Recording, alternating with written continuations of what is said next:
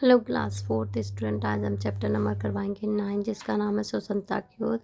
धनी को पता था कि आश्रम में कोई बड़ी योजना बन रही है, पर उसे कोई नहीं कुछ बताता था। अब वे सब समझती थी कि मैं अभी 9 साल का हूँ, मैं बुद्धू हूँ, पर मैं बुद्धू नहीं हूँ। धनी मन ही मन बढ़वा आया। धनी और उसके माता पिता बड़ी खास जगह पर रहते थे, अहमदाबाद के पास महात्मा गांधी के साबरमती आश्रम में, जहाँ पूरे भारत से लोग रहने आते थे। गांधी जी की तरह सब भी भारत की स्वतंत्रता के लिए लड़ रहे थे। जब वे आश्रम में ठहरते तो चरखों पर खादी का सूत खाते, भजन गाते और गांधी जी की बातें सुनते।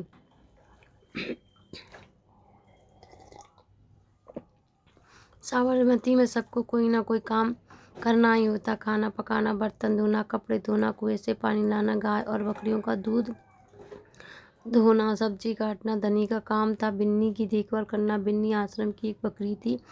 धनी को अपना काम पसंद था, क्योंकि बिन्नी उसके सबसे अच्छी दोस्त थी। धनी उससे बातें करना अच्छा लगता था। उस दिन धनी बिन्नी को हरी घास खिला रहा था। उसके बर्तन में पानी डालते हुए बोला, कोई बात जरूर है बिन्नी। वे सब गांधी जी के कमरे में बैठकर बातें कर रहे हैं। कोई योजना बनाई जा रही है, मैं सब समझता हूँ।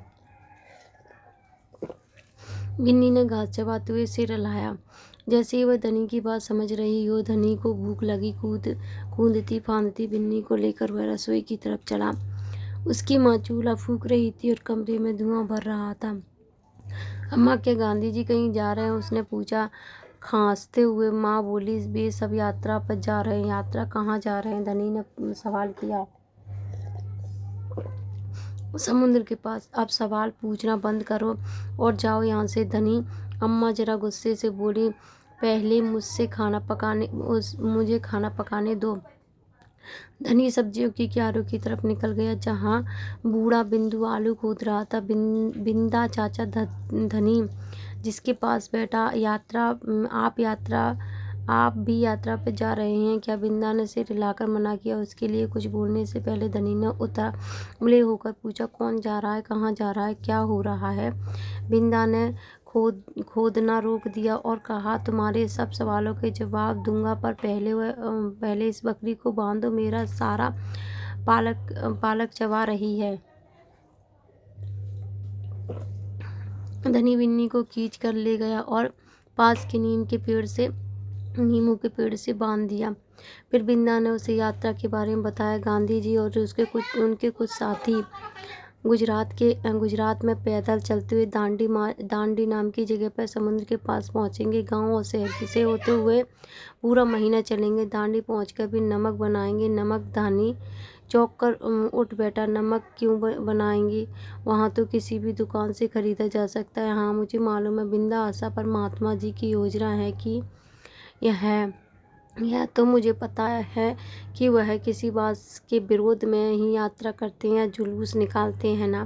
हाँ बिल्कुल सही, मैं जानता हूँ। मैं ब्रिटिश सरकार के खिलाफ सत्याग्रह के जुलूस निकालते हैं, जिससे कि उनके खिलाफ लड़ सकें और भारत स्वतंत्र हो सके। पर नमक को लेकर विरोध क्यों हो रहा है? यह तो समझदारी वाली बात नहीं है। बिल्कुल धनी,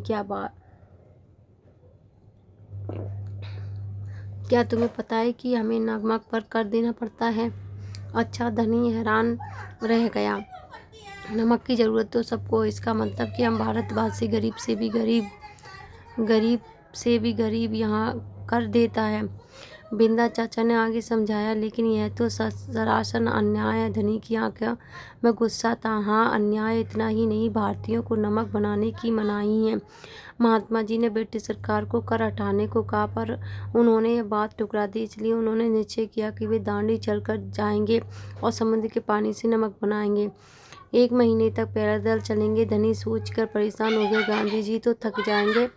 दांडी बस या ट्रेन से क्यों नहीं जा सकते? क्योंकि यदि वे इस लंबी यात्रा पर दांडी तक पैदल जाएंगे तो खबर फैलेगी, अखबारों में फोटो छपेंगे, रेडियो पर रिपोर्ट जाएगी और पूरी दुनिया के लोग यह जान जाएंगे कि हम अपनी स्वतंत्रता के लिए लड़ रहे हैं। और ब्रिटिश सरकार के लिए बड़ी शर्म की बात है।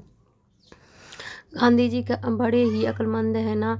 धनी की आंख चमक उठी। बिंदा ने हंसकर कहा, हाँ वह तो है ही।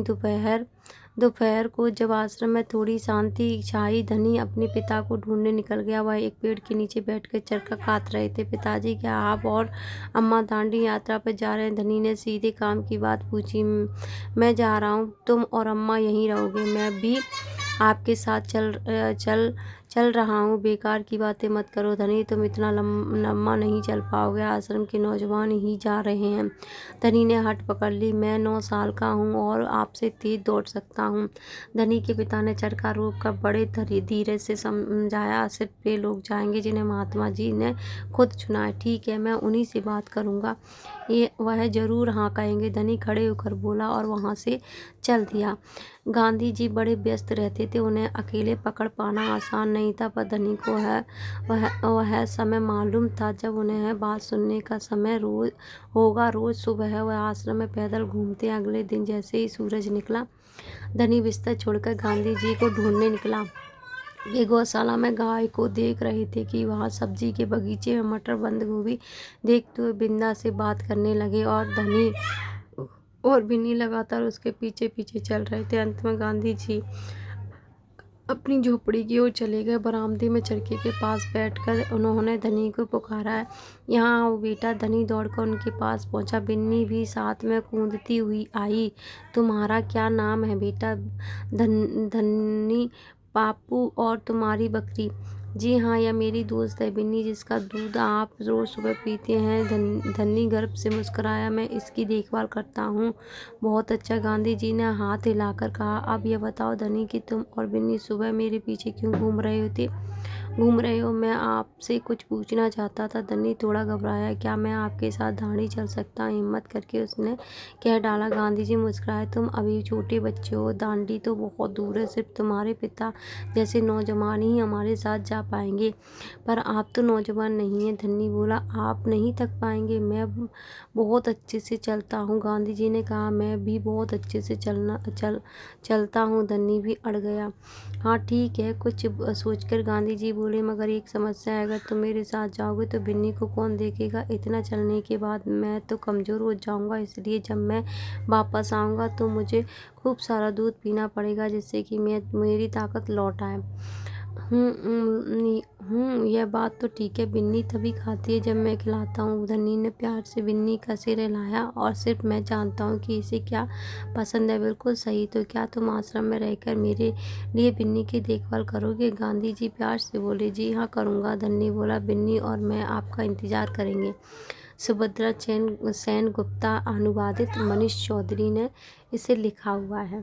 इसके क्वेश्चन बच्चों की रिक्वेस्ट पे ही कराए जाएंगे, इसलिए सारी वीडियो आप लोग अच्छे से देखें।